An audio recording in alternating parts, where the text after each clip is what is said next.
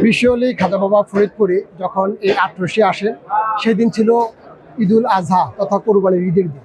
তিনি এসে দেখেন এখানে ঈদের জামাত হয় না এবং পশু কোরবানি ছিল নিষিদ্ধ। সেদিন তিনি মাত্র 3 জন মুসল্লি নিয়ে ঈদের জামাত আদায় করেন। নামাজ আদায় শেষে উনি আল্লাহর দরবারে ফরিয়াদ করেছিলেন, হে আল্লাহ, এখানে ঈদের জামাত হয় না এবং পশু কোরবানি নিষিদ্ধ। আল্লাহ, আপনি দয়া করে এখানে লক্ষ লক্ষ মানুষের ঈদের জামাত কায়েম করেন।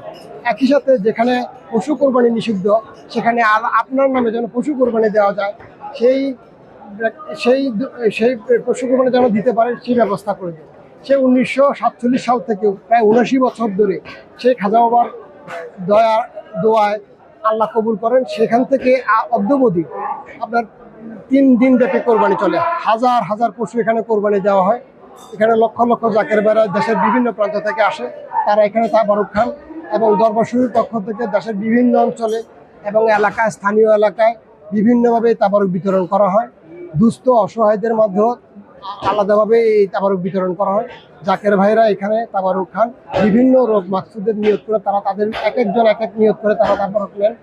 তো বিশ্ব জাকের মঞ্জিল দরবার শরীফের এই যে কোরবানি ঈদের যে কর্মযজ্ঞ, মক্কা এবং মদিনার পরে এত বৃহৎ কোরবানি, 3 দিন ব্যাপী এত বৃহৎ কোরবানি পৃথিবীর আর কোথাও আছে বলে আমার ধারণা নেই।